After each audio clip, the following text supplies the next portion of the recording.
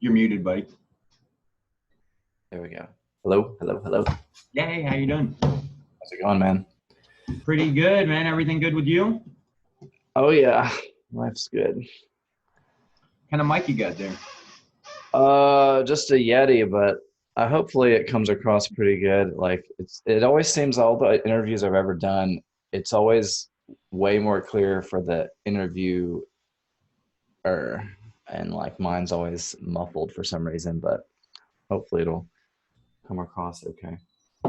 No, it sounds pretty great on my side. I mean, it sounds great on my side.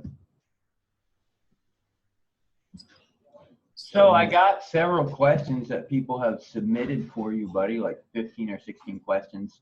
Actually, there's probably more like 25. We probably won't get through all of them. My interviews usually last anywhere from 15 minutes to 2 hours. It's just kind of up to you and how much time you have and how much time you want to give. And then what I do afterwards is I kind of take the video, upload it, and then I make like a little page about it inside my course for them to go in and watch the interview. And then I put all of your links and stuff, and then I'll live stream it on Facebook and all that good stuff. Okay, cool. So you put all your interviews in a course or something? Yeah. So I got a course on social selling, like how to make money on Facebook and stuff. Sweet. And part of the course is talking about interviews and how you can interview other people and use that as leverage to make money on Facebook. So then essentially, just to be transparent, what I do is I put those interviews in, and then after that interview, I make like a little part showing, okay, how did I monetize this? So I'll go in and show, okay, hey, after I did this interview with Jeffries, how did I make any money from that? And it may be a week, it may be 2 weeks, it may be 3 months before I have any content to go in and be like, oh, hey, from this interview right here, I can finally show, okay, this money came in. That's cool, man. Yeah, that's definitely a really simple model that, can get people leverage that say they're broke or whatever. Because, yeah. I don't know about these people that say they're broke. They're lazy ass people. That's why they're broke, because they're broke. This is true. So is there anything that you don't want me to talk about, like any places that you don't want me to go, or any specific questions you'd like me to ask you? Like, so usually like I ask people that, and they'll make sure like, okay, please ask me about this, because like me, and when people interview me, I just say, yes, you can interview me, but you have to ask me about my partnership. So if you don't ask me about my partnership, then I'm going to cuss out your audience. So it just gives a good chance for you, if there's something that you want to make sure that you get to talk about, that it doesn't seem like you're promoting yourself, because then I can just go in and be like, oh, hey, what about this? Yeah, I mean, I don't know where we're going to go with this, but we can just wrap it up by giving them a call to action to the course. And if they don't want to pay for that, I guess we can plug the group. I don't promote the group too much, just because it wasn't started by me, but I'm the only one that really posts anything as far as admin. But yeah, I just, I really, just like you probably, really believe in what you're doing. I want to point people to my course because I know it can help a lot of people. It seems like I think a lot of, I mean, from my experience, it seems that a lot of people want what I'm selling, but they don't know that they need it. So like, for instance, a lot of my friends that do paid traffic, they're like, man, I really want some passive income. Like, well, I have a solution, but maybe they don't know what SEO is, or they think it's hard or boring or whatever, expensive and stuff. So yeah, I want to get people out of that funk, man, because it's not that difficult. It's not really. So you good to go? You good to start? Yeah, sure. Let me get us all set up real quick. I was just saying, I was wanting to say this before, man. Yeah, congratulations on all the stuff you're doing. I didn't know who you were last summer when you reached out to me. But yeah, I saw the softwares that you created, and I was like, man, these are, we obviously kind of speak the same language, because those are some of the ideas that I was already thinking of, and you had created them. So I was like, okay, this guy's a lot like me. So, well, we can talk about that, during the interview. We can kind of talk about the partnership and how it would benefit you. And that's one of the questions I would be asking you anyways, is just, what you know about me, what you heard about me, and you know, like, what do you think about me? If you don't know anything about me, if you don't think anything about me, then just be like, I don't fucking know who you are, John. And it doesn't, I don't get my feelings hurt at all. So like, about me, I don't really have feelings. You know, like, what do you think about me? But hey, you know, we did go live. So since we did go live, I'll just introduce you, and then I'll just kind of, you know, let you introduce yourself, and then ask you a couple questions, and then we'll just kind of, you know, move into the interview, and hopefully you can give everybody some really good information today. But anyway, so you're a six-figure affiliate earner, right? Yep. And you're doing pretty much all of that from SEO? Mostly, yeah.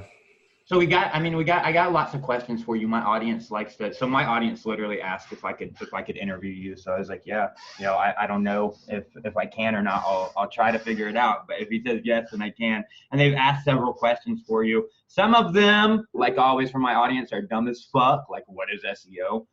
So maybe we can address that. But before we get started, look, I want to ask you a question. Like, sometimes I curse and say swear words. Is that going to be a problem with you? Nope. Because I noticed on your profile, it says in your profile funnel that you love Jesus.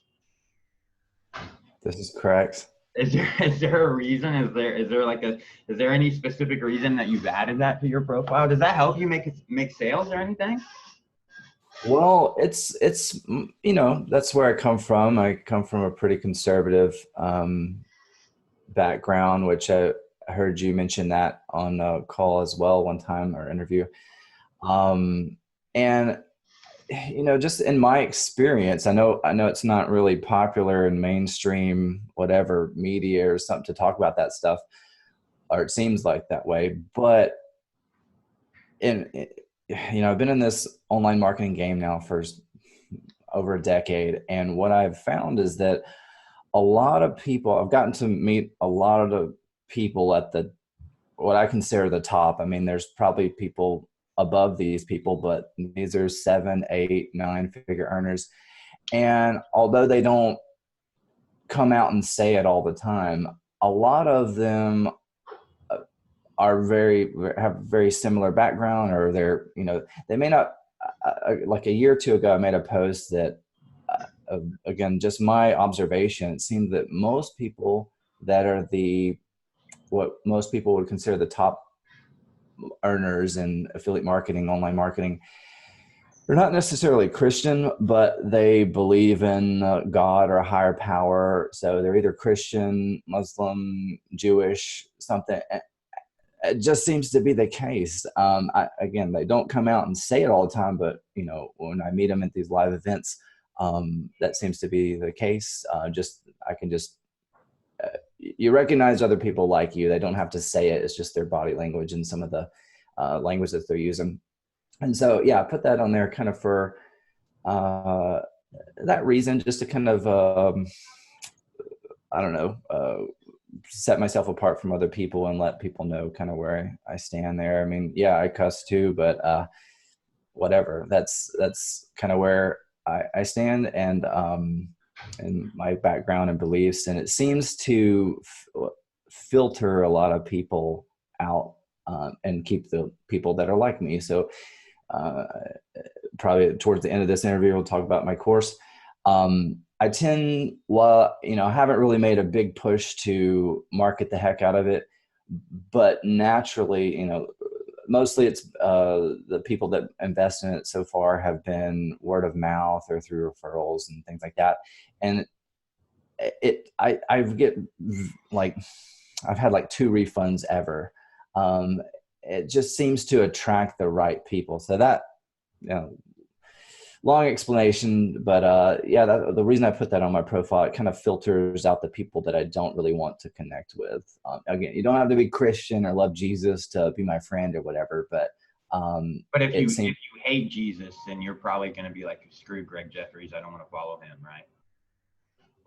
Maybe. I mean, again, it's not like we can't be friends. I'll still do business with you if you're really good at what you do. I don't, you know, it doesn't bother me that you believe something else. But if we both believe that same thing and we're both awesome at what we do, we're probably going to get along a little bit better. Okay. Because we have that in common. So. Cool. So I'm glad that it's not going to be an issue with her.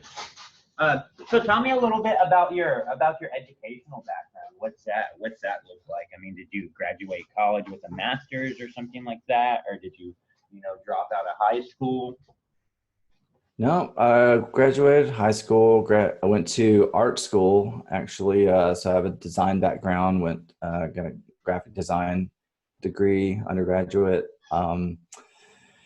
Then I just figured out that, or kind of came to the conclusion, I didn't really like to be creative under pressure, like and create for other people. I just liked being creative for myself. And the thing I just talking to some other or working in the creative environment, I didn't like how you kind of had to choose, do you want to be creative or do you want to make money? Because if you are creative, if you want to create all day, you're going to be a designer and they get paid very little. If you want to make money, you need to be an account manager, but they don't get to create very much. They get to direct and oversee, but they get paid more. And I was like, I don't want either one of those. I want to be creative and make a lot of money. And I know there's exceptions. There's obviously the artists out there that make millions of dollars, but they're either their own marketer or they've partnered with a really badass marketer to, promote them in galleries and things like that. So I just kind of pivoted a little bit. I moved out here to Austin in 2010 and just kind of went down the rabbit hole that most people probably start with of Googling like how to make money online, sifted through all the BS. I mean, it wasn't any different back then. I think it was probably harder to find information back then because we weren't as connected. I mean, yes, so, Facebook was around, but we were still pretty disconnected. And so when it came across a sales video on ClickBank, it was like, well, I hope that what they're promising me is on the other side of this the sales page. A lot of times it wasn't, and people could just get away with it because there wasn't anybody to call them out on Facebook. Facebook wasn't the Facebook of today, 10 years ago. So we're just kind of, went through the school of hard knocks. So bought a bunch of courses, wasted a lot of money, but it's part of the journey. I don't regret any of that. I learned a lot along the way that I actually still use today from some of those losses and some of those experiences, some of the people I've met that, may have screwed me. That I've always learned something. That was my educational. Did you do the whole college thing? Yeah, I went to art school for 4 years. It's Savannah College of Art and Design. So it was really expensive. I guess my one advantage over some people after college was I luckily got out and kind of escaped with no student loan debt. I had a huge scholarship, portfolio scholarship, and then I don't know how the rest was paid for, honestly. I think between like my parents and grandparents, they just paid off the rest. So, I mean, it was a lot of money, even with the huge scholarship that I had, because the scholarship didn't pay for books and housing and, all the other expenses. That was, if I had student loan debt, it would probably take me another 10 years or something to get to where I'm at. But you had a pretty good family life. Like your mom and dad were pretty supportive of you when you were a kid. And yeah, I have to say that that's probably something that sets me apart too. I grew up middle class, but they were always very supportive of what I wanted to do. At that time it was design. And I'm from Mississippi, so I just drove out here about 10 years ago and kind of to get away because it was a small town. Austin's a lot bigger, a lot more opportunities. And I knew where I kind of wanted to be, which is basically where I'm at now, just having this whatever internet marketing lifestyle, get paid while you sleep kind of thing, just because those are the things that we were promised in sales videos back then. I wanted to believe that was possible, and it is, because I live that life now. But it took a while to get to where I'm at. And but to answer your question about supportive with what I'm doing now, I think I have the same story as most people, with, parents that are supportive. They want what's best for me. So while I was, when I moved out here, I was just kind of getting by freelance and contract design jobs and various little, what are they called? Where you go to recruiting agency or whatever, and they place you at a job, getting by with just very, very low paying jobs. I never made more than about 20,000 a year at a job. So like, if you look that up, that's basically poverty, which is kind of sad because I just wasn't good at translating my skills into dollars at the interview process and all that stuff. Very talented, but I just never made a lot of money at a job. So I couldn't, and I didn't have the drive to work my way up the corporate ladder. Cause I just, as soon as I got into a job, I would learn how to do it, get really proficient at it, and then figure out how to do 8 hours of work in 3.5 or something. And so the rest of the hours, I'd have to, do a 3-hour job over the span of 8 hours, which is extremely boring because I was like, why do I have to be here 8? So that was frustrating. But as far as, support with what I'm doing now, I just kind of kept it vague with my parents. I was just like, they knew that I was not making very much money at my job. I was like, well, I'm working on this, side stuff. And I just kind of leave it at that. And they're like, well, you shouldn't really start trying to get a, quote, real job and good job with benefits, whatever that mean. Nobody ever educated me on what benefits even meant. I was like, what is this benefits, this magical benefits? And what are the benefits I should be looking for? I don't know. Like, we didn't learn that in school. What is the benefit? I'd never worked in any job that had benefits even. So I had to pay my own health insurance and all that stuff. And, but now in the last 2.5 years or so, things have improved a lot. And, I was making some money even when I first got started through teaching courses on Udemy and platforms like that. So I was making a couple hundred in probably like a year or two after I moved out here. But I don't know, this stuff is pretty simple, but I just couldn't put 2 and 2 together. I couldn't, for some reason, it took a very long time for things to click that, oh, if I'm making 300, if I just do more, I can make more. Like I was happy and, content that I was making a couple hundred because it was all just like play fake internet money. And I was just like, oh, I can buy a couple pizzas with this or pay a couple bills. Like it didn't click for some reason that, oh, if I just 10X this, I don't have to go to a job anymore. So that took it was, I guess I just didn't have the confidence either that what I was doing was like sustainable or scalable. I wasn't, I'm very introverted. So I wasn't going to live events. I didn't start going to live events till 2016. So I wasn't talking to other people. I didn't know how much I knew. And once I started getting out of my shell and comfort zone, I realized, wow, I know more than I think I do. And some of these people at conferences that I know are making more money than me, they don't know as much as me. I should just do more of what's working. But yeah, now I make a lot more money and my parents are happy. They still don't quite know what I do, but they know words like ClickFunnels because I pay for their car with ClickFunnels dream car commissions or whatever. Are you married? Have kids? No, that's probably a huge advantage for me over some other people because I don't have those kind of responsibilities. So I don't have kids or never been married. So I have all of my time. So like a dog or a ferret or anything? No, I'm sure if I had a yard, I'd have a dog, but it's again, another responsibility. It'd be cool for the companionship, but again, I'd have to clean up after it, walk it. And then when I go travel, I'd have to board it. So just extra expenses that I don't really need right now. So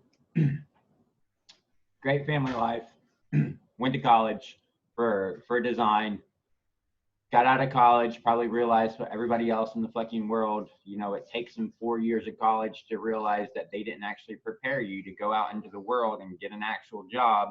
And then when you do get a job, it's not, what you hoped and dreamed for. You're saying that in your professional career as a college graduate, the most that you make is 20K. The most that you made was like 20K in a year. So what's that? I mean, now you make, as a 6-figure earner, obviously you're making over 100K a year. What's that transition look like to you? I mean, like if you could, like that mindset shift of like, okay, I make over 100K a year now, and I work from home and do my own stuff versus, back then whenever you were working for somebody else. Like how's that feel? How do you feel inside about that? I don't really feel like richer so much.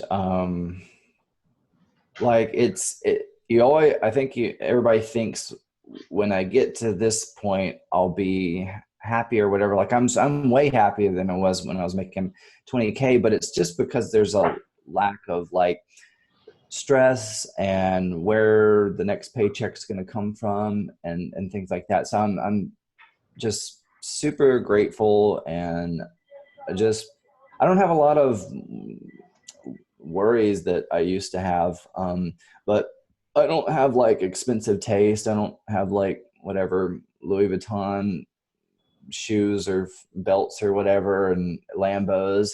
I could get those, but those just aren't really on my bucket list. So I invest a lot in like travel and experiences and masterminds and things like that. So yeah, my like day-to-day or monthly expenses haven't really increased significantly, but it's nice to be able to go out to eat and be able to pay for it and not really look at the check, just give a tip and just go about living your life. Because before, again, where I say this a lot, where I come from, it's like people don't make as much money generally. So like just even going to Applebee's and spending $20 and doing things like buying a drink for a friend, which shouldn't be much of a hassle. Like it sucks when like you can only afford to do that once or twice a month or something. It's like one meal of your life, and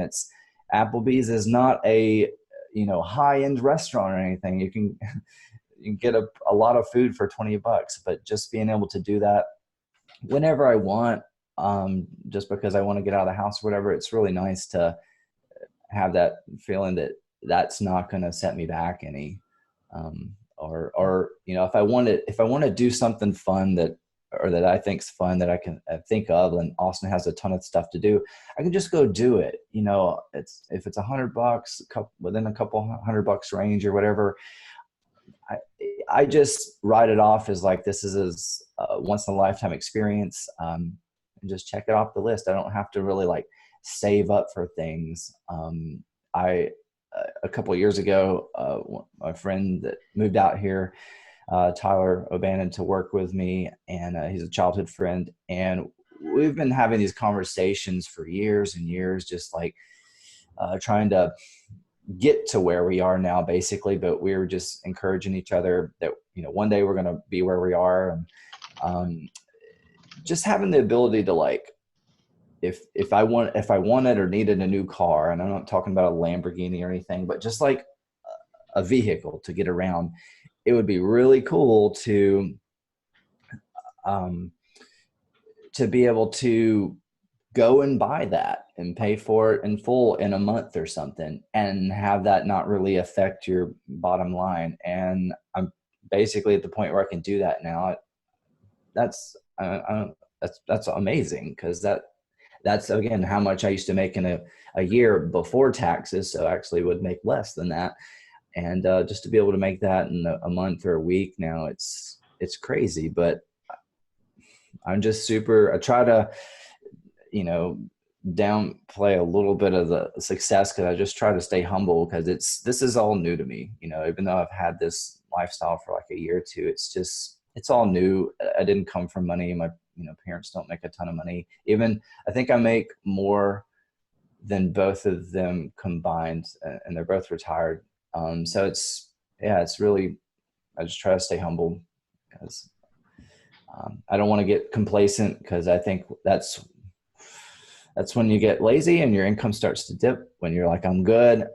I know I'm not good forever. 6 figures seem like a lot, but unless, I mean, and most of it is net, but still I have expenses to grow and keep growing and stuff. So like if I didn't do anything, if I was just building like little sites here and there, my expenses would be a lot less. But I mean, you build software, so to develop those on the front end, it takes expenses, money up front and stuff. So, and you get that back probably pretty quickly over time, but like, that you still have to come up with that money on the front end. So, that's what I've always, and I'll say this. So before I like hit 6 figures, I was in tens of thousands of dollars of debt, but it was never from, basic expenses.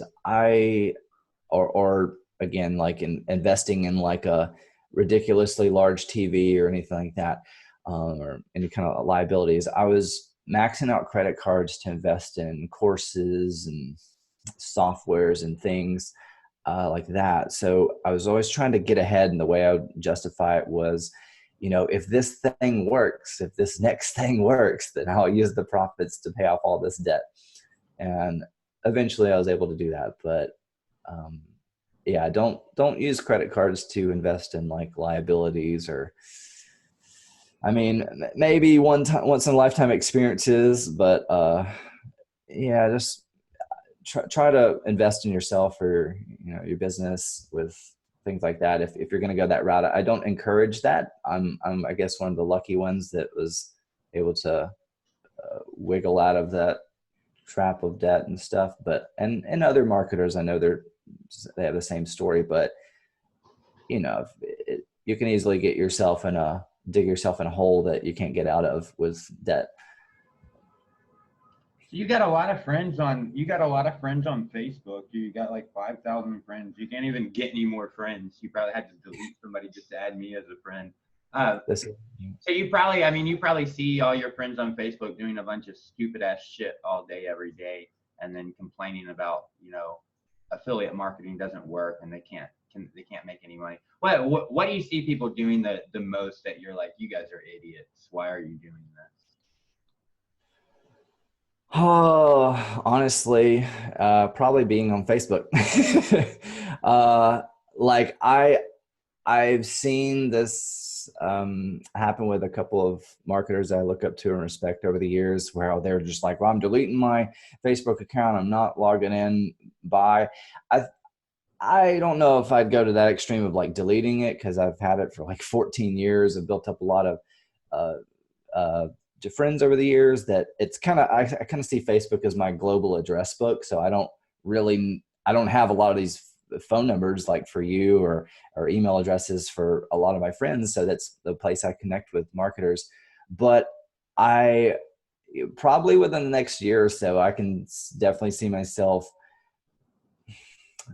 either handing that off to a VA, or because it's just, Facebook is good to connect with people, but it's extremely time consuming and massive distraction once you get in there, because you scroll, you look at a 5-minute video which leads to a 10-minute video, and you comment on 10 posts, and it just takes a lot of ways. So kind of to answer your question, yeah, I think spending an insane amount of time on Facebook, unless you're doing things like you teach, where you're interviewing people, you're building a group of engaged people that you can then sell in something and make some money. I know, there's people out there that make 6 and 7 figures a year with their Facebook groups. If you're doing that, great. But if you're just on there, dicking around, posting memes and stuff, and, I obviously post things on my feed and stuff, but I limit it. I don't post every day. And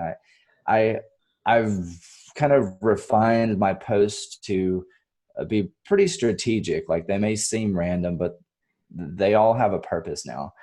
Just because I figured out what works for me and what gets the most engagement. But yeah, stop spending so much time on Facebook and work. Like you got to have some direction. You can't just be working.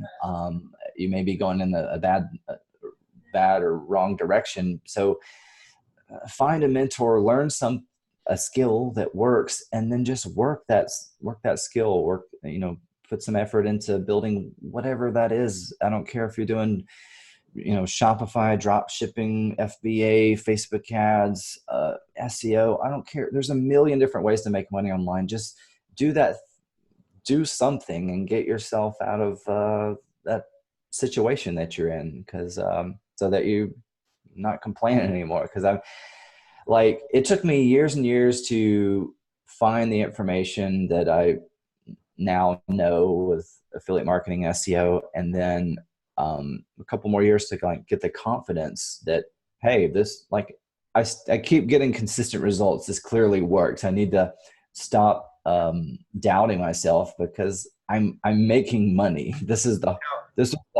hard part. So all I need to do is literally scale up what I'm doing. How often did you doubt yourself? Like, how often did you think, okay, affiliate marketing is a scam. This isn't going to work, when you weren't making so much money? How often did you entertain these thoughts? Like, hey, I'll never make money doing this. I'm just wasting my time. This isn't going to work. They actually weren't thoughts like that.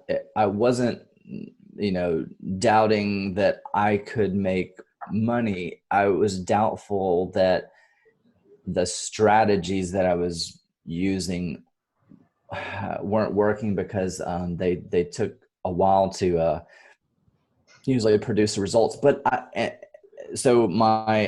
looking back, I can see my doubt in myself by the lack of action I was taking. So I was, for instance, like before I started building websites, they seemed kind of intimidating, the SEO with websites. So I started with videos, I think mostly because of, I think before I started with YouTube videos, I was doing Udemy courses. And so since my Udemy courses were videos, I was like, well, I'll just do videos on YouTube. And I was just doing a couple, launch jacking and things like that. And so I'd get some results. I was like, just frustrated that I wasn't getting more results. But looking back, I'm like, well, I only had a handful of videos. Like, what should I expect? Like, don't expect to get like home runs, grand slams for every single video that you do. Why aren't people finding my one video? It's like, well, go make 100 videos. You're going to increase your odds.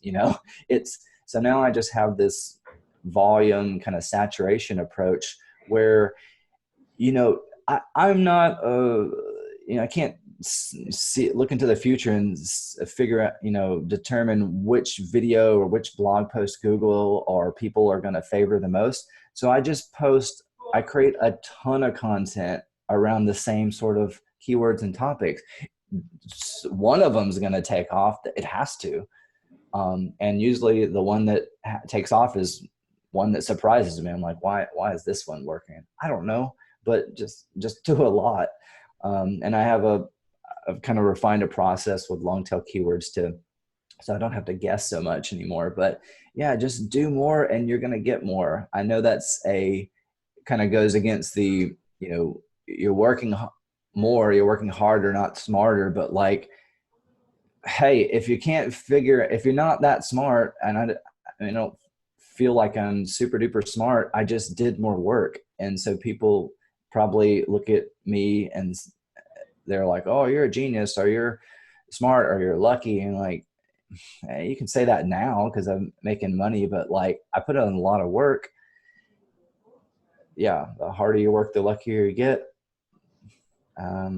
Yeah, and like once you start, you put in the work, you make some money, then you can go figure out the better, smarter solutions. I'm not a developer, but I know folks like you now. So, and you have a team. So like, and I know that you speak marketing lingo, so I can give you an idea and you're like, oh yeah, like we can do that. Like I can translate that into code.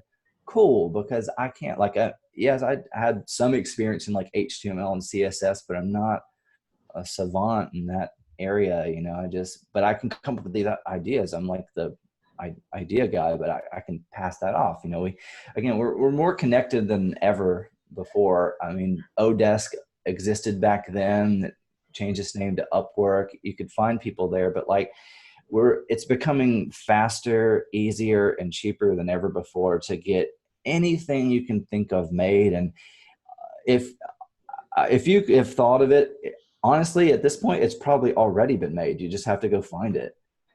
Back then, it probably wasn't made, or maybe it was made, but good luck finding it.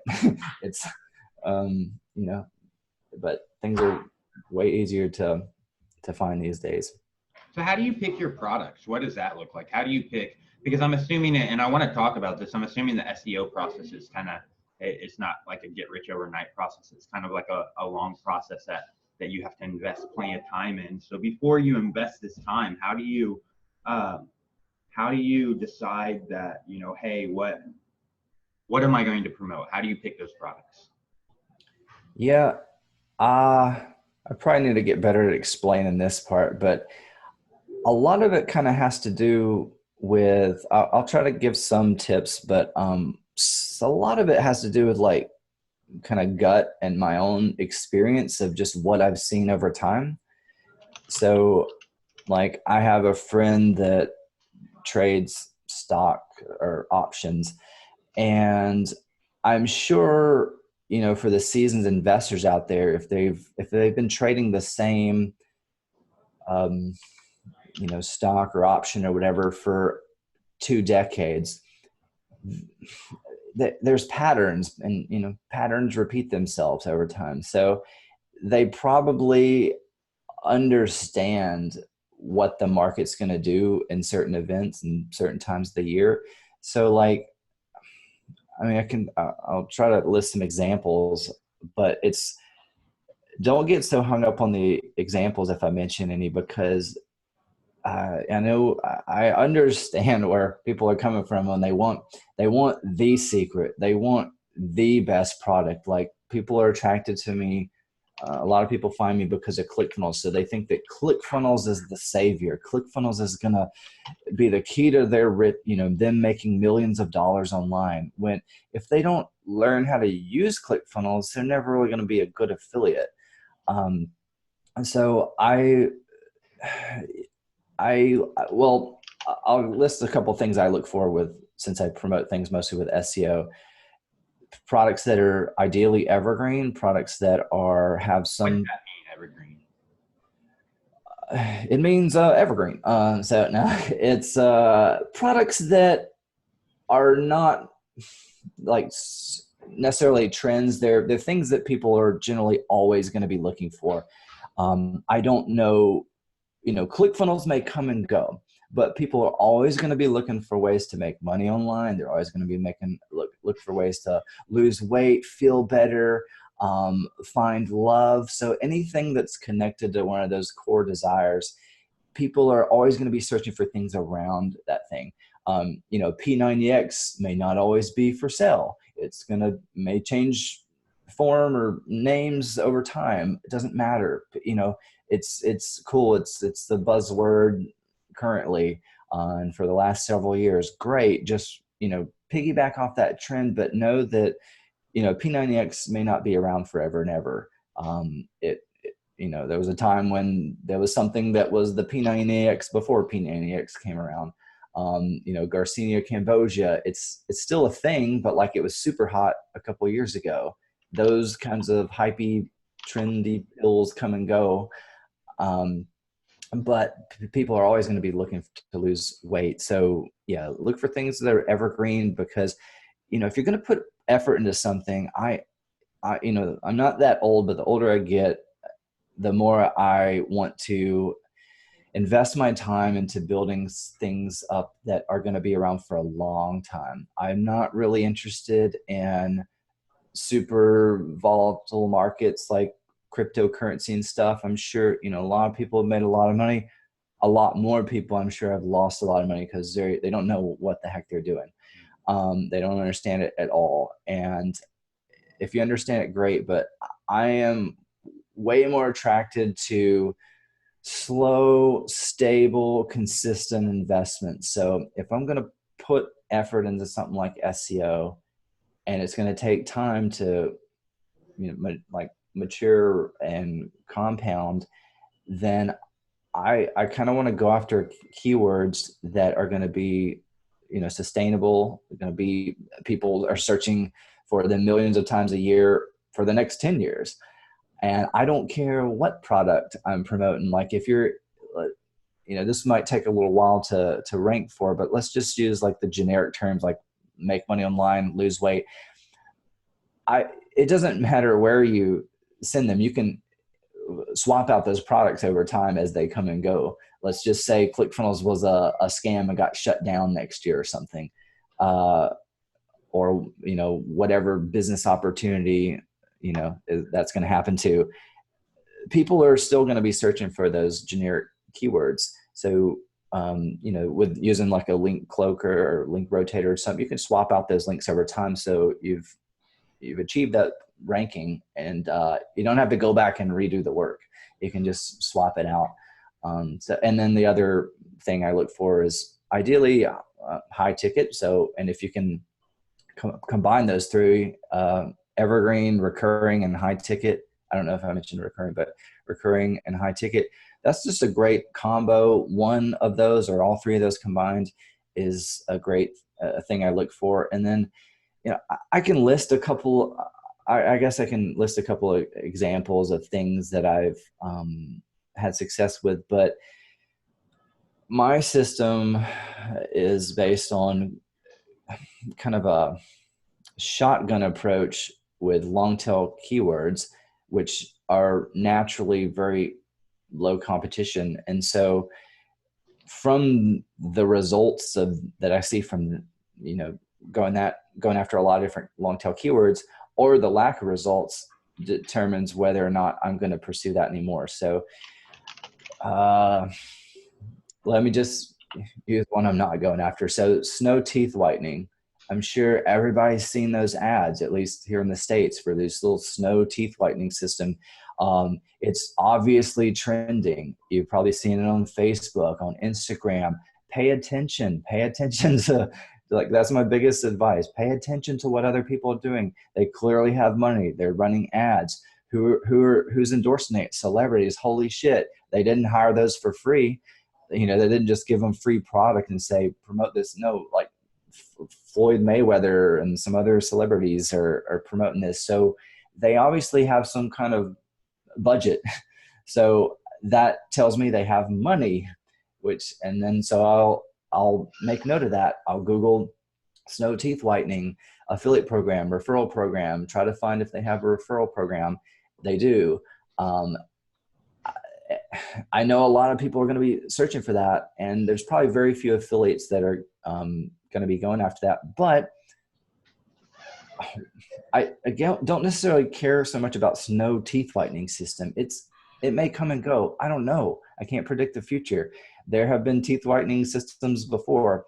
People are always going to be looking for teeth whitening systems, though, because it has to do with finding love. You want to look a certain way. Well, your teeth is part of that system. You want to hopefully like get ripped and have pretty white teeth, so that's kind of my thought process behind that product. But yeah, just it seems like you don't really give a fuck about products. It seems like what you care about and how your mind works is you try to identify essentially concepts or evergreen search terms that people are always going to be looking for, and then you get your content, you go after ranking your content for that search term, because you realize if you can get people, because you realize the products are really plug and play anytime you want. People won't buy your affiliate product until they get to your content about thing, make money online, have a bigger dick, have wider teeth. So you look for these overall trends that people are searching for over time.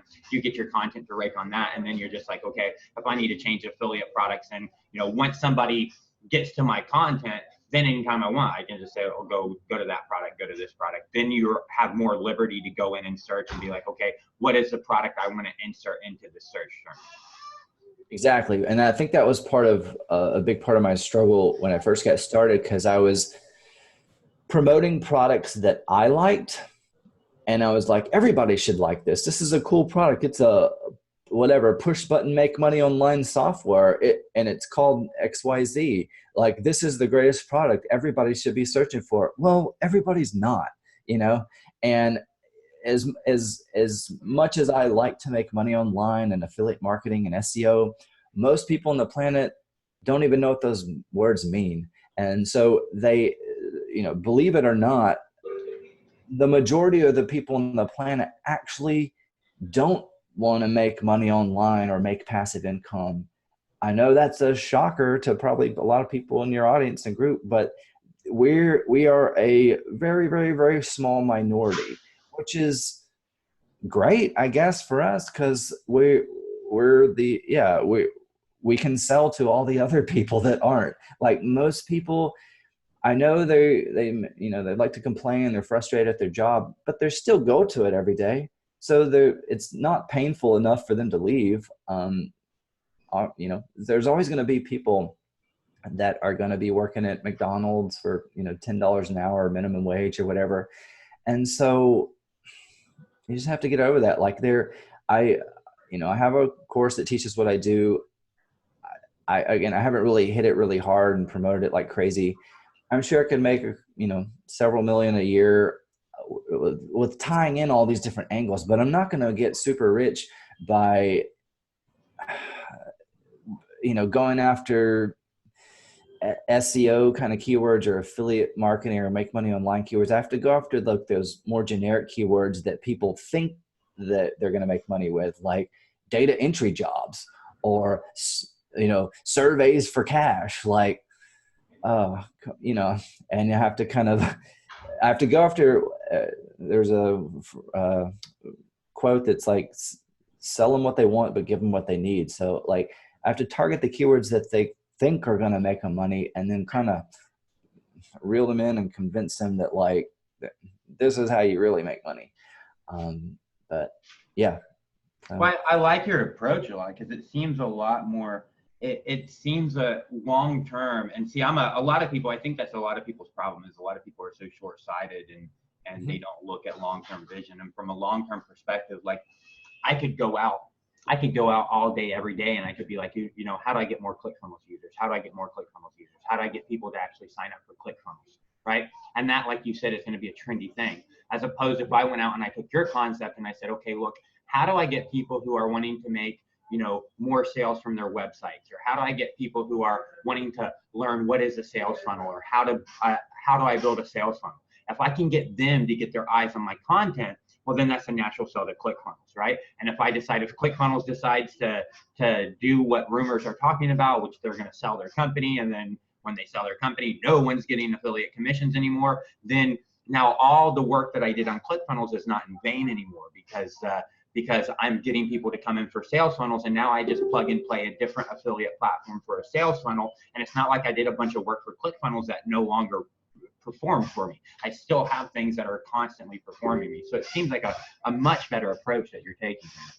Yeah, and you're playing in like this massive blue ocean, and you know, I've kind of been dormant with ClickFunnels for the last 2 years, but I'm stepping back in now.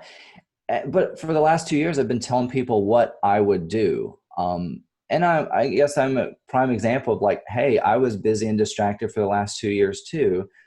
That's why I wasn't scaling my income with ClickFunnels, but now I am. But I'm literally just doing what I've been telling everybody else to do. That's what I'm working on now. I'm going after all these, you know, angles with promoting ClickFunnels in those areas. They're just, they're massive. Like I mean, my goal is to get to, you know, 6 figures a month with ClickFunnels.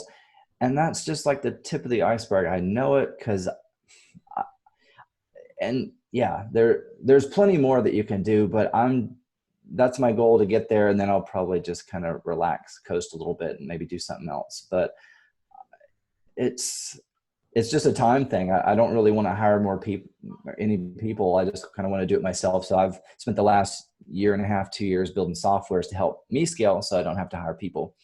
But yeah, there's an infinite amount of keywords, and like my big concept I'm trying to convey to people with my course and long tail keywords is like, you can just concentrate on a very, very small angle or amount of keywords and have a full-time income, and nobody will ever mess with you. Like, that's very realistic because there's just so many of them, and there's so few people doing this that really, like, I used to, I mean, I'm not trying to get all like woo-woo abundance mindset on people, but it like, the more money I make, the more I realize there's so much more money to make. Like, it's seemingly infinite out there. And just in this little niche, I mean, there's probably an infinite amount of money to make on Facebook. There's probably an infinite amount to make on, Google networks and stuff.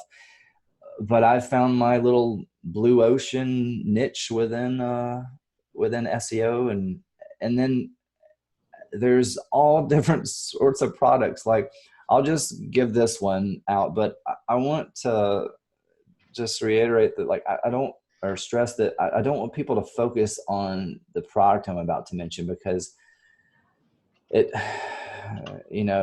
I know people are going to ignore that and probably go like make a bunch of content for this, but this is a product that I had no idea was going to make me thousands and thousands of dollars, because it's something that I wouldn't buy. But it's Grammarly. I'm sure people have come across Grammarly free Chrome extension. Apparently they have a premium version that you can pay for, and a lot of people buy it. I didn't realize that, but that this is one of the examples that I had. They have an affiliate program, so I was like, well, let me just try this. I see their ads all over. Let me just create a bunch of long tail content. Well, it worked, and I made this tiny little site that still makes me money today. It's been making me money for 2 years. I've made thousands of dollars, and just for one itty bitty site. Like, I just threw it out there. I haven't touched it in 2 years. It still makes money every month. And that's an example of something that I didn't have any interest in, but now I'm kind of excited about it because it makes money. And I like what you said about, I don't really care about the products at this point, but in the beginning I did, because I was like, I like, let's just say, like, this little lucky hat. I like this hat. I like this hat, and also like the color of it. I want to make sure everybody gets this color hat. Well, some people don't like this color, so what if pink is the popular color? If you're a smart marketer, sell the freaking pink one. I don't care if you like it. You may like this color. Buy this one for yourself, but promote the pink one for everybody else, because that's what's popular and trending. Don't get so attached on the product, because, I've seen great products not sell hardly any copies, and I've seen crappy products sell millions of copies or make millions of dollars on, like, JVZoo, products that I was like, oh my gosh, I can't believe people are buying. I don't know who's buying this product. An example of a trend that I saw a couple of years ago was all these video softwares, these animated video, automatic video creator softwares like Explaindio or whatever.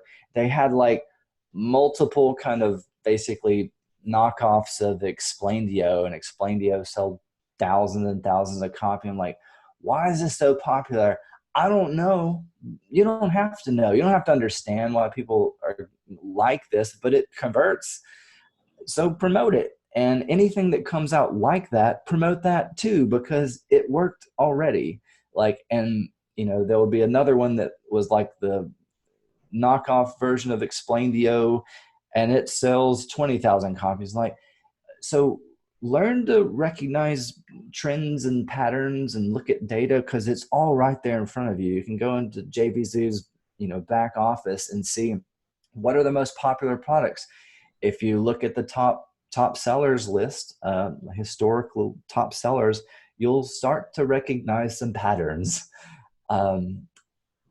Take that information, and when another launch comes out like that, get behind it, because it's like the easiest money you'll make. The SEO can be slow. Affiliate marketing can be slow when you're using SEO, but there are things like those patterns that you can recognize that are kind of multipliers. So I haven't really gone really hard with videos for a couple of years, but when I was a couple of years ago doing launch jack videos, most of my videos only made a couple sales, but there was a couple of videos where I only had one review product of that video where I made several hundred or a couple $1,000s from one video. So those are the ones that kind of, those aren't, those don't happen all the time, but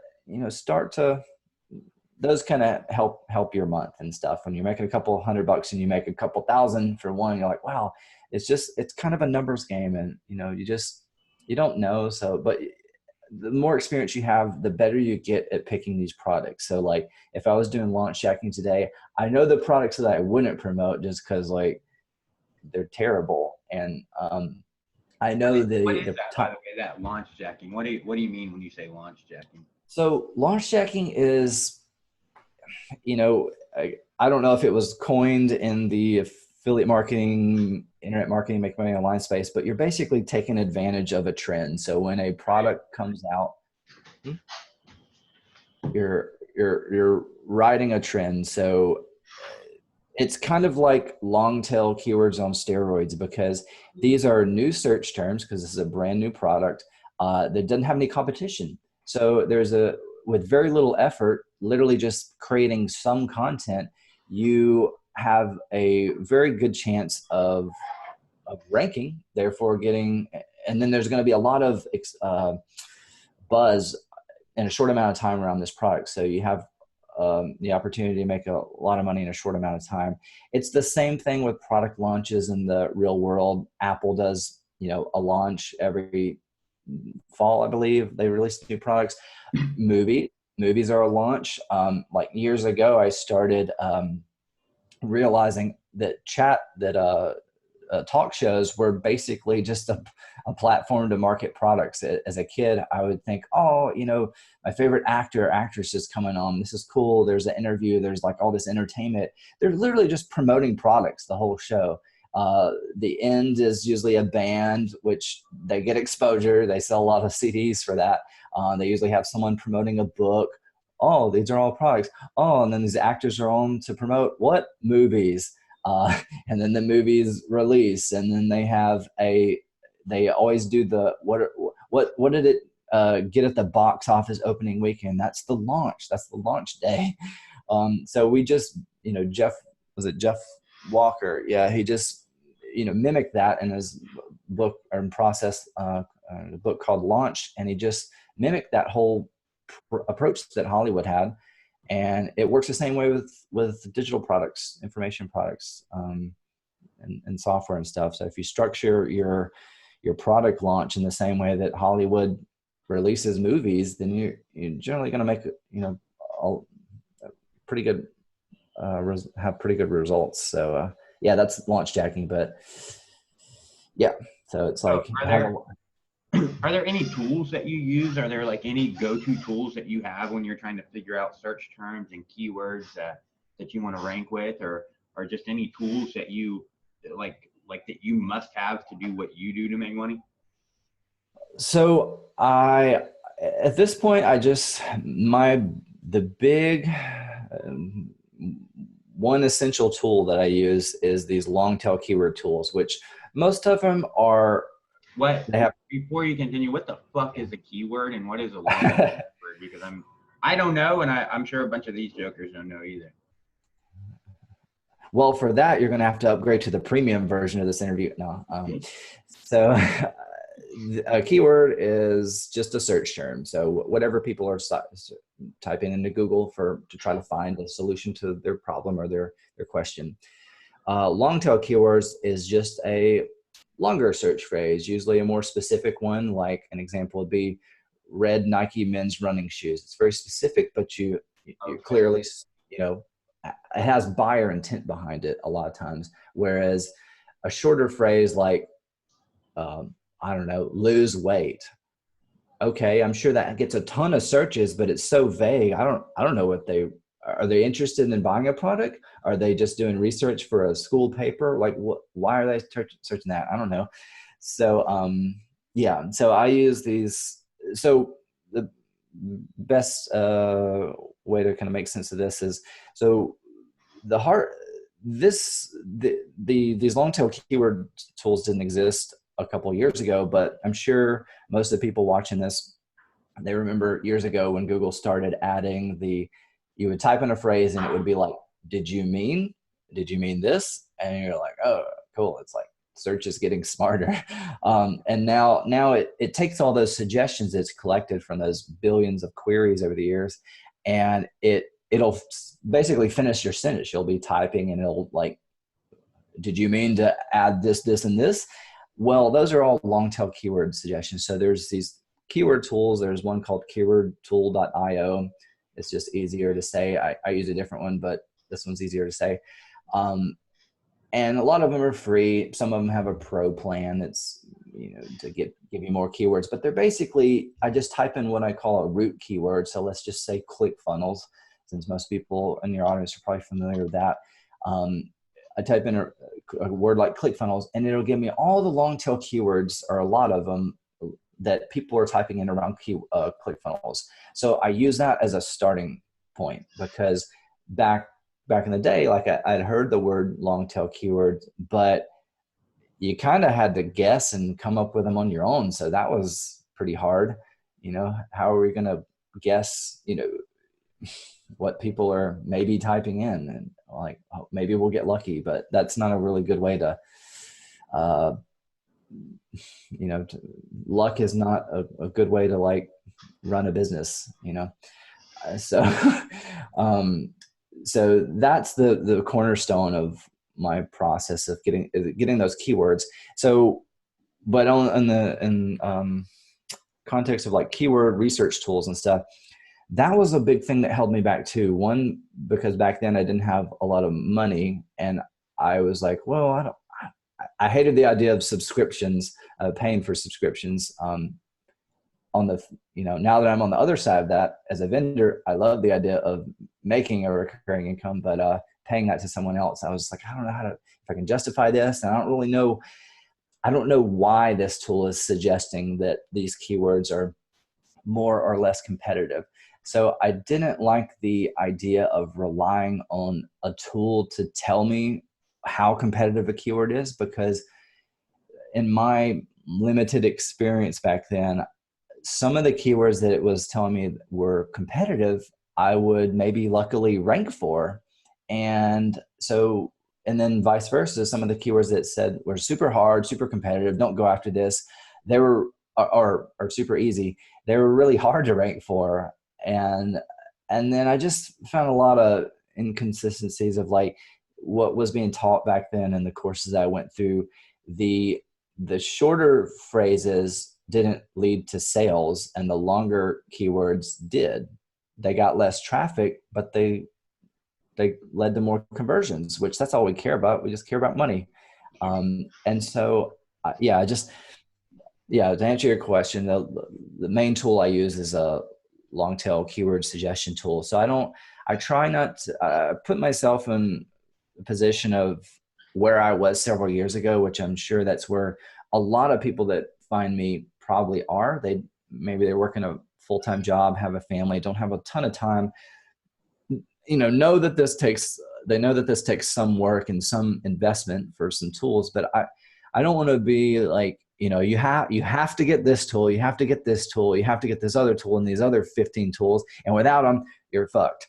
Like that's, I use more tools now because I'm doing things at a larger scale, but I don't want to, you don't need thousands of dollars worth of tools to get, tens of thousands of dollars worth of results. You can kind of bootstrap this with a lot of free and very inexpensive tools. So that's the only main tool I use. And I don't focus, I just focus on taking those long tail keywords that I get and creating content around all of them. I know that takes time. I know it's not very dialed in, but it's a good exercise, because in doing that, you'll start again to see some patterns of, you'll see which videos get the most views, which lead to the most sales, and you'll see what other people they can't see because they don't have the data. They don't see what's really going on. So yeah, I focus on volume rather than trying to pick the perfect keyword, because that was one of my problems back then. I was trying to focus on like product name plus review, which is a good one. You know, it gets a decent amount. People that are searching for like your product name followed by the word review are probably considering buying it. They probably don't own it yet, but there are hundreds and thousands of other keywords that they're probably typing in if that product has been around for a while, like ClickFunnels. So just, yeah, it kind of is frustrating that to me that people are, they were like me back then. They create one video about this, like, let's just use your product, like tier 5 partnership. Let's say I create one product, or even I go the extra mile and I do an interview with John. It's an hour long. You know, it's a really good piece of content, but it's only one piece of content. And I'm expecting, you know, I'm checking my affiliate account and wondering, why am I not making like $10,000 a month? This is a great product. It's a great piece of content, but you only got one piece of content. What if I created like hundreds of pieces of content around all the cool stuff that your software do, like the domain leads and the click tracking software? That's what people are searching for. They probably never heard of you. They probably never heard of tier 5. They probably never heard of domain leads. So don't go, I mean, yeah, create content around there, because you're probably going to be one of the only people on the internet with that information. But go after the kind of more generic stuff that people are probably searching for, that's going to lead them to that solution. So like, you know, people that are searching for ClickFunnels, they probably already own ClickFunnels, you know? So good luck. You know, everybody's always asking about, well, is ClickFunnels saturated? Well, who cares? You know? No, but most of the time the people who are searching in Google for ClickFunnels are people with ClickFunnels accounts that want to get to the clickfunnels.com domain and don't remember what it is. So they just Google search it so that they can click it and then go log into their account. Yeah. So search for what would cause somebody to want what ClickFunnels sells. You know, it's like people looking to maybe make money online, people looking to market their webinar, people looking to get more leads and sales to their business. And there's tons of different niches of businesses. Go to Angie's List, you find a whole freaking directory of service-based businesses. I mean, it's infinite. So you mentioned that you make these little sites. What's that mean? I mean, how are you making these sites? Are you making them on ClickFunnels, on WordPress, or how do you build these sites out, and how do you do your hosting and stuff for them? I just use WordPress sites. So just, you know, you can start with a shared host. You don't have to be a tech geek or anything like that. No, I mean, I'm not a super tech geek. I mean, maybe I'm more proficient than most, but when I first made my first website, it was like all this raw HTML. I remember when WordPress first came out, and back then it seemed intimidating, but with WordPress, you know, most hostings these days, they have a one-click install with WordPress. If you can use a word processor, you can navigate WordPress. It's very user-friendly. You just publish blog posts, and again, it's just like writing a essay in Microsoft Word or something. And I don't know. I don't really want to go into the whole process of like little things you can do to optimize your pages. But yeah, just you need a domain, you need a hosting account, and then you can install WordPress, and ta-da, you've got a blog or a website. And you can just, you can just start with a shared hosting account. You don't need anything super fancy or super expensive. And you can just use that to get your feet wet. So can you do it on ClickFunnels? Can you rank a site with SEO through ClickFunnels? Probably, but it wasn't one of the things that it wasn't really created for is for blogging and stuff like it. I mean, it's just a page like any other piece of content. So yes, in theory, you could, there's not a lot of things you can do to optimize it really, other than send it back. Really? Yeah. The only thing I can think is sending a whole bunch of targeted backlinks to get it to rank. Cause I don't think there's a lot of on-page stuff you can really do to optimize a ClickFunnels page. So how long would this take? Let's say I want to go through your course. How long would it take me to go through your course and grab up that information? I haven't added it all up. It's probably a couple of weekends. You can probably go through it over a weekend. And there are some interviews and stuff which you don't necessarily have to go through. So like the main modules, and then there's a section called scaling strategies or something. I would encourage people to go through those two sections. It's probably a couple of hours. I try not to make it too insanely long, but what you're going to learn in the first modules is just the core system. And then why I recommend people go through the second part, the scaling strategies, is those are just ideas and suggestions for how to use what I just taught them. Because I know that was going to be the next question people were going to have, because these are just ideas and suggestions that I could come up with off the top of my head. And those come easy to me, but because I've just learned them over the years. But I just want to give people some direction, because I didn't want to just say, here's the system. Good luck. Go figure out the rest. I want to give them a lot of direction, because they may find that one of those suggestions is the thing they want to focus on. I didn't want them to go through the course and think, well, I don't even know if I mentioned ClickFunnels too much in there, but let's just say they came to my course, they are interested in my results with ClickFunnels. So they want to go through my course and duplicate my results with ClickFunnels. I didn't want them to get so hung up on the idea that, oh, well, SEO, does that only work for ClickFunnels? Like, no, it's for everything. So I had to give them some ideas, because there's some people out there, they're like, oh, does SEO only work for affiliate marketing?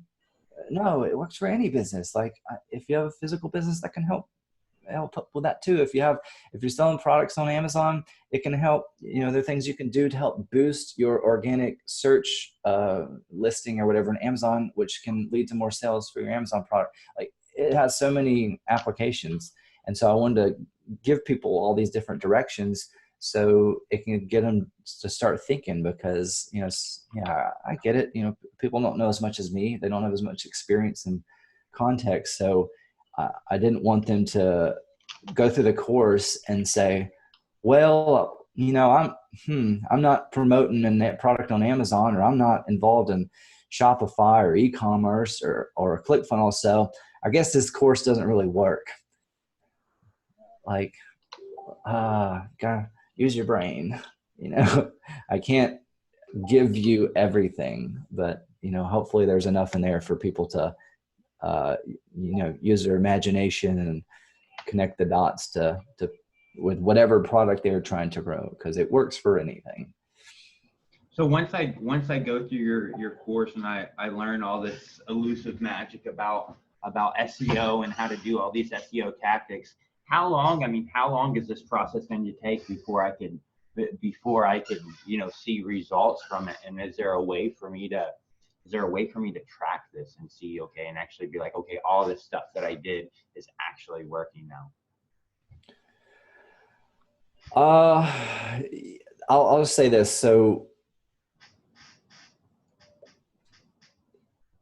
most of my students that make their money back do it in about 90 days or less. That even accounts for people that were brand new to affiliate marketing, brand new to SEO. So that makes me really happy, because it took me a long time to learn all this information and to kind of distill it down into this course. So my journey was super long. I learned all these pieces over years and years and years. So, I like to tell people, give yourself a year. Like if you're focused, it'll probably take less than that to make money for sure. But give yourself a year, just be patient. Like a year is not that long. I spent 5 years in college, didn't get a really good ROI on that. And you're investing in yourself, you're investing in a skill. So give yourself a year to just patiently master this, or at least get proficient at it. In the second year, you can build on that, and you'll start figuring out some questions to ask that, you only learn by going through and using this information. So, as far as making money, most people have been able to make their investment back in 90 days or less. And then from there, it's really up to you. Everybody has different backgrounds and experiences. Some people are newbies. Some people come in with some experience. And so their results kind of vary after that. But realistically, you can be, by the end of a year, if you're focused on this, I know everybody's got their own lives and distractions and responsibilities, but my goal for people at the end of 12 months is to be in a place to where they can go into that second year making $100 to $200 a day passively with the assets and properties that they've built, and have the confidence of how to scale that up. Because when you're able to replace your 9 to 5, and I'm just coming kind of where I came from. If you can make $3,000 to $6,000 a month in the States, that can, for at least a single person, that can pretty much cancel out most of your expenses. At least I think, unless you live in maybe California, whatever place where expenses are higher. And so when you have, full-time income coming in to pays for all your expenses, and now you have all of your time, you have all the time to multiply that. So you just do it the next year, and now you're making twice as much. But there's a point, kind of a tipping point, where it goes from linear to exponential. So it's kind of slow at first, and then you'll have like jumps. So like I went from 3,000 a month to the 5 figures a month in a period of 90 days. And that was 2 years ago. And I haven't made less than that since. So, but the backstory behind that was I had a clear vision of what to do. Like things were already working, and I was working to achieve that. And then one of the products I was promoting was ClickFunnels, which was recurring, which that helps. I'm not having to work really hard for new commissions each month. I just refer somebody and they pay for that subscription every month. So that certainly helps. But yeah, that's a long answer, but yeah, just some context. Give yourself a year, even more realistic, like 2 years to really master this. Remember this, my big success came in the last 2 years, but there was 8+ years prior to that where I was kind of like in the trenches, learning, going in circles, failing a lot. It took me a long time to acquire this information. And unless you spend a lot of time with me, I can't give you a lot of context. I purposely didn't want this course to be like 72 hours, because that's way, like, you need to, what's going to get you results is action. I didn't want you trapped inside the course until next year learning this information, because you're not going to make any money just going through the course. You have to actually apply it. So yeah, just remember that I'm just able to give you the information. I do my best to give you a little bit of context, but what I can't download into people's brains is my experience. I can't give you the experiences that I went through and all the context of why I'm explaining things the way I am. But I have that. They don't, unfortunately, but they have their own experiences. But you know, I have enough success stories at this point to validate that it's good enough, you know. So a lot of it boils down to how much content that you're creating, right? The more content that you create, the faster that you're actually going to see your results. If I'm creating one piece of content a day for 365 days, I'm not going to see near as many results as if I'm creating 6 pieces of content a day for 365 days, as long as I'm doing the same process and following what you teach as far as getting it to rank with the keywords organically on Google. Correct. Yeah. Do you focus more on Google search engines or YouTube or Yahoo or Bing or anything like that? Or is there a difference between ranking for the different search engines?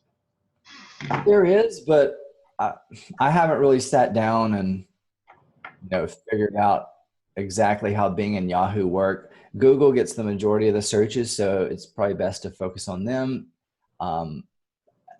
And, you know, if I was going to pick 2 angles, I would focus on, you know, Google and blogs and YouTube videos, just because those are really the 2 biggest search engines out there. And if you can get, you know, 80% of the traffic, then you're doing pretty good. You know, you'll get a percentage from Yahoo and Bing, but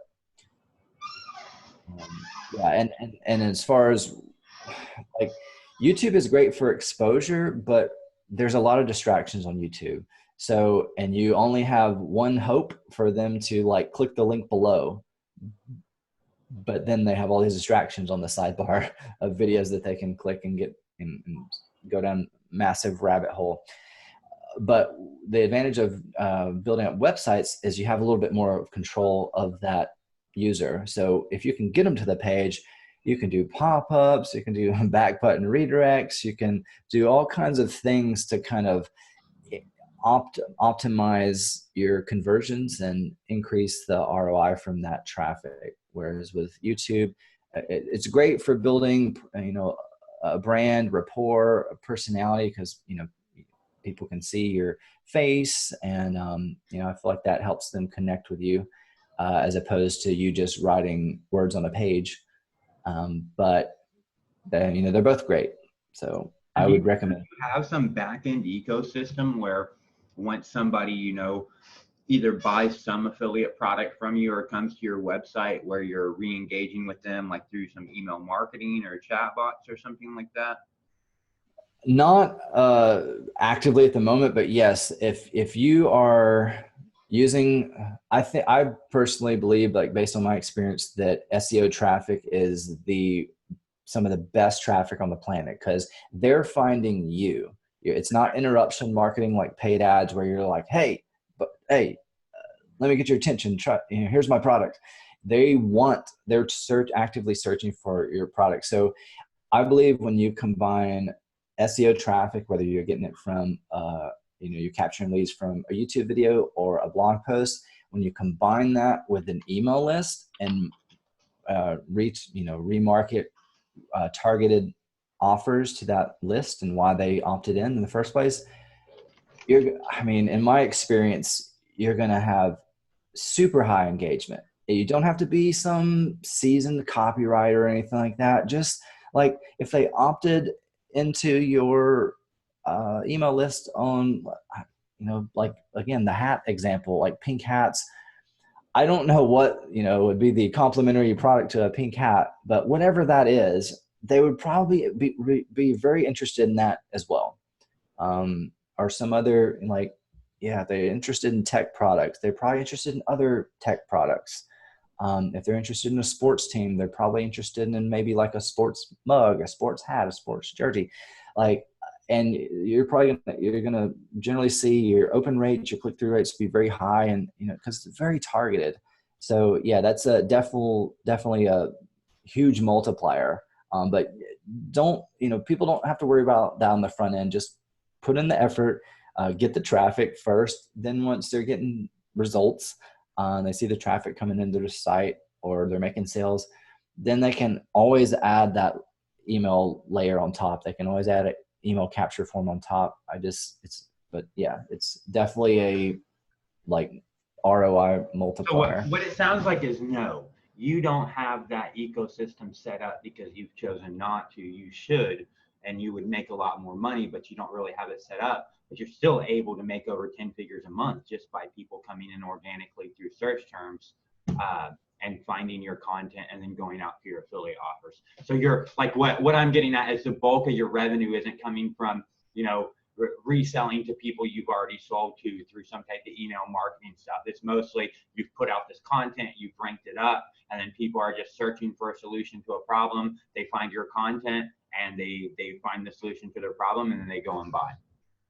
Pretty much. Yeah. And I mean, I do have a small email list, but again, it's all comes back to kind of effort and making the time to do that.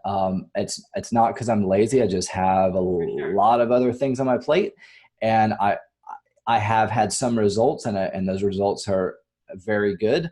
So I know that it works. It's just a matter of putting it in place. And I just don't, why I say I don't have that really in place, it is in place, but I don't have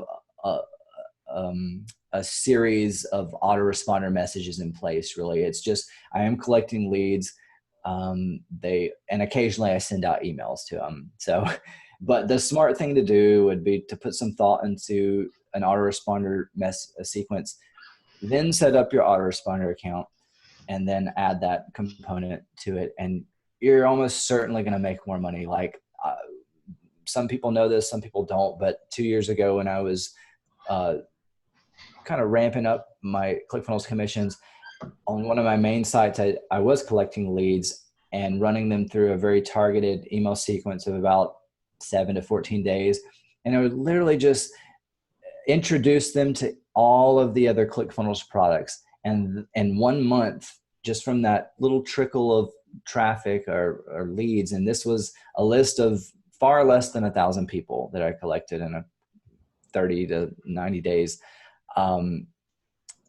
I went from just a couple of let's just say like 30 ClickFunnels active members to almost the dream car in 1 month. So, and the only thing I wasn't actively tracking it, but the only thing I could attribute it to, because the only thing I changed that month was the email sequence. So it can have a profound effect on your results. So this is a really weird question. I kind of have to ask it because this guy pays me like $1,000 a month, and he's asking the question. But so, like I said, it's really weird. I want to apologize for it. But anyways, what's the most dangerous and, you know, most criminal thing that you've ever done? Try to stay away from that. I will say there's kind of a gray area. I mean, there's white hat, black hat, gray hat SEO. I don't ever want to go to jail. But so I try to, I mean, I don't, you know, read terms of service and things like that. But some of the stuff maybe that I don't talk about may be slightly unethical, but I still don't think it's like wrong or against the law. So I try not to do anything So you've never done criminal. anything real dangerous? You've never been skydiving or anything like that? Never had sex No, in a public park? not skydiving yet, but one day. The sex in the public park or no? No. So you're just a pretty non-dangerous guy, just a clean cut, straight, don't do any dangerous stuff. You spend all your time ranking your content so that you can make money, right? Yeah, and I think like, I'll say this. So I'm friends with a couple of like people that do black hat stuff. This comes back to me, like, I don't really feel like I'm super duper smart. It may seem that way for somebody that's comes across me for the first time and they're new to this world. The only reason I may appear that way is because I spent a lot of time doing this stuff. Compared to people that I feel are way smarter than me, like some of the super techie black hat people that are doing like really shady stuff, but they're smart enough to get away with it. I don't do any of that stuff. And the reason I don't is because I know I'm not smart enough to like know numbers or know computers down to like the 1 and 0 level. Dark web kind of, I'm not that smart and stuff. So it kind of goes back to what I was saying in the beginning, where, since SEO is kind of a long-term strategy, I don't want to be, if you're doing a lot of black hat shady stuff, it just gets exhausting to run really hard, really fast. You put in all this energy, and then all your shit gets taken down. And then you have to do that again. And the only way to do that is to get these super servers and all these super automated backlink servers, and you spam. And maybe you make a lot of money, but then your affiliate accounts get shut down, and then all your sites get taken down. And then you have to rebuild. That gets exhausting. Like, I'm still young, but like, I don't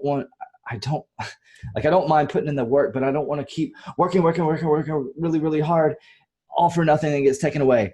And it gets shut down by the FTC. And it gets shut down again. Like, it's exhausting. Like, if you want to play that game, fine. But I had this conversation with like Kevin, who and my friend Tyler. Like, the longer I'm in this game, it seems like the more and more these kind of laws and terms and conditions and regulations are kind of molding me to be a pretty ethical marketer. Not that I was ever unethical, but like when you're first getting started, you just kind of want to make money. And then because you've probably been scammed and taken advantage of along the way, you're just like, I mean, at one point I was kind of okay with scamming other people a little bit. Like, I never really got away with it because I wasn't a good marketer back then, or a salesman. So I didn't make very much money, but like, you get screwed. So you're like, oh, I just kind of I don't want to screw another person, but I just want to make that money back. I want to make those losses back. But just got to cut your losses, and you can make just as much money ethically as you can, whatever, doing shady stuff. So better just to stay, whatever, on the whatever outside of jail, man. You don't want to be in there. Could you kind of run me through like a high level of all the stuff I could expect to learn in your course? Oh, I haven't even gone through it in a long time. But I tried to break it down, all the steps so I could try to position it for beginners, intermediates, and experts in a way that like it wouldn't be overwhelming for the beginners, and hopefully it wouldn't be super boring for people that already knew a thing or two.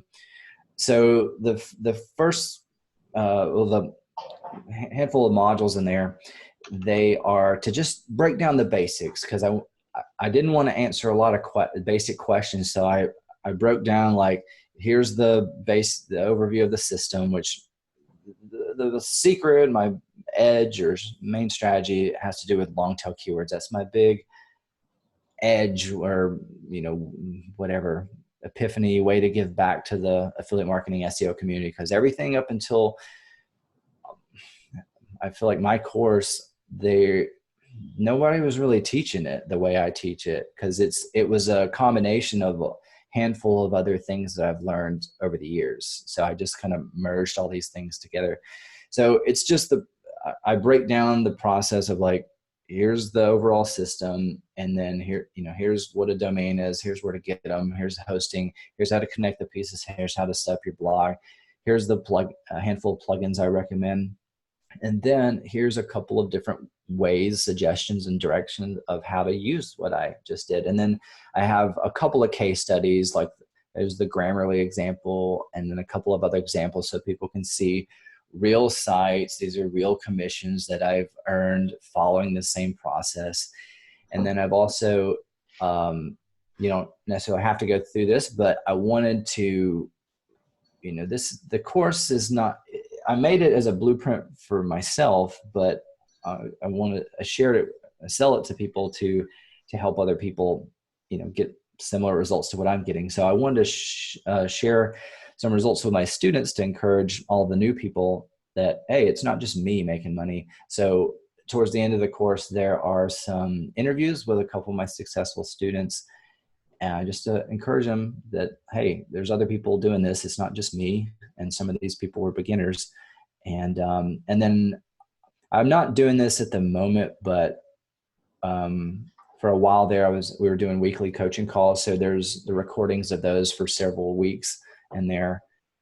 So yeah, that's the bulk of what you're going to learn. Then you also get access to a Facebook group. So that's super helpful for getting your questions answered, and just you can see some of the things that other people are doing, some of their screenshots and results that they're getting. So I think it's encouraging for the people that are just getting started out. Like I think yesterday somebody just made their money back. So that happens usually every week, every couple of weeks. So that's kind of motivates the other people just getting started that, hey, this is pretty achievable. And yeah, so that's what you're going to learn. Do you offer any type of coaching or one-on-one services or anything like that? I don't at the moment, just because I'm super busy, but I just went to a little workshop a couple of days ago, and I'm probably going to start offering that. It may not be till the new year, but I'm not a salesman, that just like you say, you're not a marketer. I'm definitely a marketer, but I had the same kind of hang-ups of charging people a lot of money because I used to be broke. So I was like, how can people even afford this? But there's no coincidence between like folks like Kevin, like we talk on a weekly basis. He's extremely successful with the information. You're just going to learn a lot more context on that I can, if you work one-on-one with someone like me, than if you just go through the course and you're kind of all by yourself and you never participate in the group. So yeah, that's something I'm seriously going to consider doing in the future, just because it's going to significantly increase your results. Again, if you take action. I'm not going to take action for you. I'm not going to fly to your house and, build sites for you, but like I'll give you all kinds of resources and directions and ideas. So yeah, that's something I'm going to probably incorporate in the future. So right now, the only thing I can give you money for is your course right now. Yeah, right. For the most part. How do I find that? Is that's the SEO affiliatedomination.com? Yes. Yeah. Just go to that site and yeah, they can see on the page learn a little bit more. But one thing that sets me apart from other people that are selling courses or SEO courses is that I do pay you your investment back once you earn your money back using the strategies that you learn inside. So that's, in exchange for a video testimonial. So that helps me sell more courses. Did you just fucking say that if I buy your course and then I implement your strategies to make my money back from your course, you're going to pay me my money back that I paid you for my course? Yep. Did Jesus tell you to do that? Like, was this something you heard in church? Or like, why are you doing this? I don't understand. Why are you giving me my money back? Well, I want to get video testimonials, and I want them to be real, so I can just go out to Fiverr and buy a bunch of fake ones, or just tell my friends to shoot me videos that I've made over the years. But I want it to be real. And I think that comes across in video. I think it can, even somebody that's not a marketer can recognize when somebody is not telling the truth, not sincere. And so all the testimonials that you see from my course are from real students. They have at least made their money back. Most have made thousands more, and it's not that the reason why it's priced at the way it is I think that's a small enough number for people that are even beginners to wrap their minds around. I did increase the price to $997 at one time, but I think for people that are just starting out, that's so close to 1,000 that it may be a little intimidating, but $497 is a very, very achievable price point. Like they can literally sign up to be an affiliate of the course, which pays 50%, sell 2 of them, make their money back. Boom. It's very simple. How does that work if I sign up to be an affiliate of the course, which I don't do affiliate marketing stuff, but let's say I did, and I sold one of your courses and you paid me an affiliate commission. and then that person made his money back, aren't you? I mean, do you take my money back from me, or do you Lose 150%? Is that what you're thinking? Yeah, do you just take a loss there, or what? Well, I don't want to give away all my secrets, but the truth is, sadly, most people never take any action. Yeah, for sure. I get that you can offer that as much as you want, and what's going to happen is somebody's going to come in. Especially, I like the fact that you said, budget a year of your time, because what's going to happen is people are going to come in, and then they're going to take your course, and they're going to be like, oh shit, there's more than 3 seconds worth of information here. Well, I don't want to do anything. I just wanted money. I thought if I gave you money, then what would happen is afterwards you'd just give me your credit card information. I could just take your credit card to the ATM and pull all your money out. So most people probably, they don't implement, and they don't make their money back. So you probably don't have to give. I'm just curious what would happen in that scenario if I sell something and I get an affiliate commission, and then my guy's a rock star and he completes your course and makes his money back, and now you give him back the refund. Are you? Somehow I still come out on top. There's tools and resources I recommend inside the course that I get affiliate commission for them. So even if, I would love for 100% of the people that bought it to get their money back. And, I pay all my affiliates, even if I was taking a loss, but, somehow I still come out on top. So I would love to pay everybody their money back. And, I think if that was to happen, I'd still make money from the products I recommend inside the course. But even if I didn't, who cares? Like I'm building in upsells on the back end, so that's going to again cancel out any whatever losses on the front end. And then I make a lot more money doing what I teach and teaching what I teaching it. So like I'm fine. Like the course is just whatever on top of everything else I do. So I really just want to help people, because this is the reason I'm not,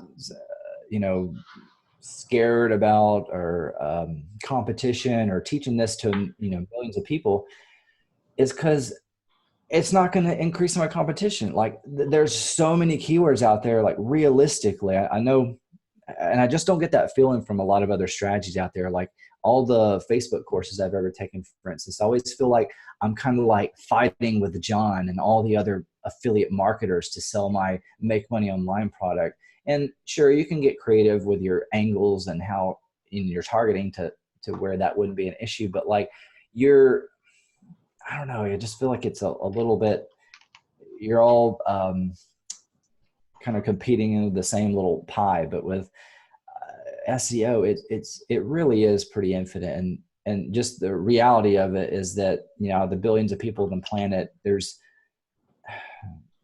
just most people don't, I guess I've heard stats and stuff that a lot of people don't have access to the internet out of those billions of people. So like, even if 1 million people were used my exact process to promote one product each, and we're all making a full-time income each year, we still have like 1 billion other people to sell to. So that's a lot of people. So it's never going to get saturated. Just like the one example I use is, you probably know somebody who is an auto mechanic or fixes cars or know someone who has in the past. Well, auto mechanics generally make a decent amount of money. Well, that's a way to make money. Why don't you just do that? Well, you may not be interested in cars. So that's the same reason why people don't do SEO. Maybe they're not interested in making money online. Maybe they're not interested in affiliate marketing or SEO. Or maybe they are, but they have a family and they've got a full-time job. There's all kinds of excuses and distractions and reasons and responsibilities. So that just translates to opportunity for someone like me. So yeah. Well, this has been great, Greg. I've really loved talking to you and learn more about what you do. I got to go meet with Elaine right now, one of my partners, and kind of help her out, get started on everything. But we can get your course at SEOaffiliatedomination.com. And then you've got your Facebook group, Affiliate Secrets, where people can get information as well. Yep. And then they can private message you if they want. Everybody can go private message you right now, and you'll answer every single one of them, right? So, well, yeah. And then I'll just, refer them to Kevin, and he can like their pages and stuff like that. All right, my man, this has been great. If you guys want to learn how Jeff's making so much money passively, I think that the SEO is one of the real passive. Like what I do on Facebook, it's not really passive. I mean, it's active passive. I do a lot of active stuff, which generates money. And then after that active stuff, then there's, you know, there's passive results that come in. But I think what you're doing is really passive because you're going after people who are actually looking to buy stuff. So he's got it all outlined in this course in SEOaffiliatedomination.com. And Jeff, I really appreciate this. So thanks a lot, man. All right. Take it easy, man. Yeah. Thanks for having me. Yeah. Have a good one. See you guys. All right.